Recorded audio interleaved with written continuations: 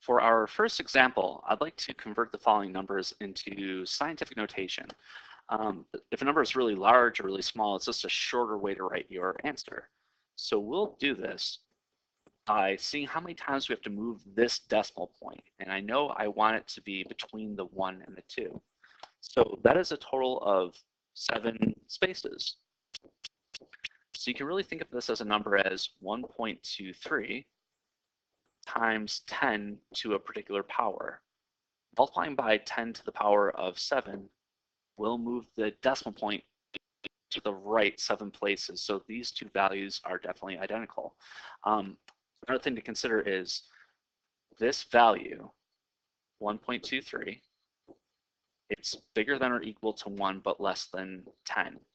Like there's multiple ways to move the decimal, but only one way is going to give you a value bigger than or equal to 1 and less than 10. So this is how we know something is in scientific notation. So if we scroll down here to 0.01253, a similar idea, but this is for a smaller number. So I know the decimal point has got to go between this 1 and 2. So I'm going to start by writing that out as I know I want this to be 1.253. And now I'll multiply times 10 to a correct power. Since I want this thing to go 2 places, but I want it to go to the right, I'm going to multiply by a negative number, in fact, -2. That -2 is saying you're dividing this number, 1.253, by 10 twice. It'll definitely make the decimal move 2 places to the left, so I know that these two things are equal. And for the last example here, 43 times 10 cubed. I mean, it looks like this thing is in scientific notation, but the problem is 43. It has to be a number between 1 and 10, but this thing's greater than 10, so that's a problem. So what we'll do is we'll rewrite it to the number that we want, which is going to be 4.3. Okay, that's valid. That's the number between 1 and 10. And now we just have to decide, well, what is the exponent on this new 10 going to be so that these two things are equivalent? If we look at this number, the decimal is going 3 places to the right. Over here, the decimal would have to go to the right 1 more place in order for these two things to be equal. So to do that, we're going to increase the exponent on the 10 by 1.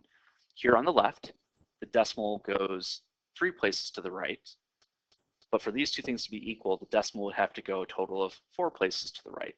So this is a way you can like change something that's not like correct in terms of the numbers between 1 and 10 to adjusting it so the decimal moves the appropriate times that you want. And for example 2, just a couple of problems here. We're going to use scientific notation in order to make multiplication or division just a little bit easier. So the idea is here we have 12 million times 3,500. Not too hard to do by hand, but just to illustrate a point, I'm going to take both of these numbers and write them in scientific notation. So the very first one that we have here, that's 1.2 times 10 to the power of, and we're moving that decimal 7 places. And then we're multiplying that number times 3,500, which is 3.5, times 10 to the power of 3. All right. I can order any of these things being multiplied how I see fit, since multiplication is in fact commutative. So I'm going to write this as 1.2 times 3.5 times 10 to the 7th times 10 cubed.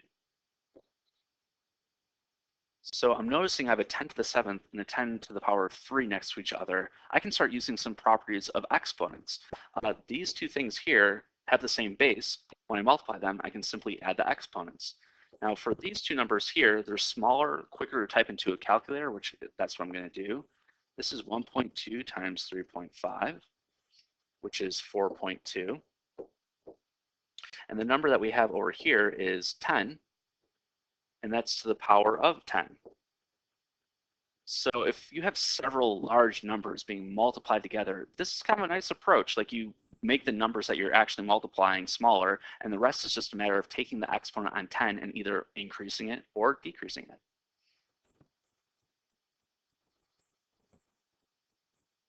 So for our last example, here we have like multiplying and also dividing numbers that are all very small. I'm going to take the same approach as last time, where I'm going to convert them into scientific notation and then go from there.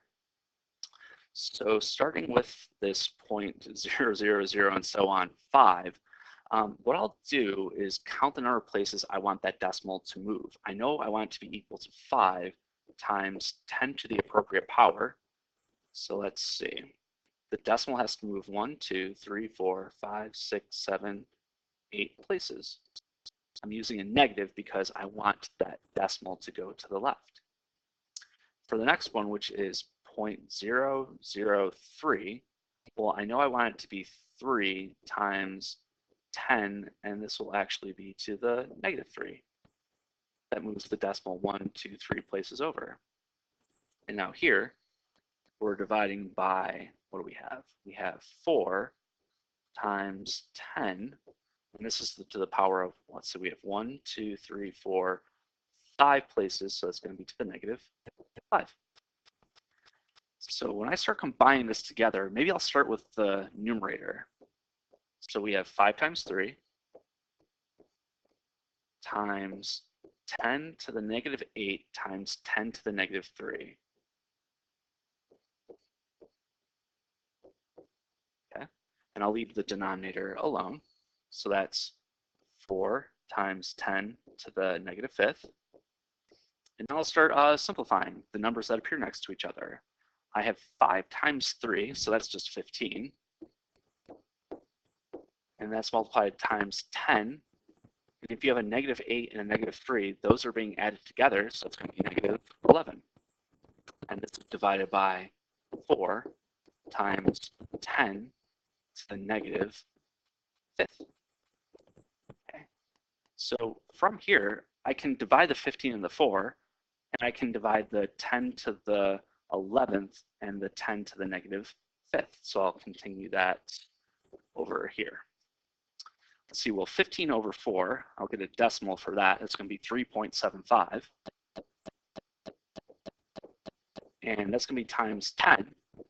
Now here, I have -11, and I'm going to subtract a -5.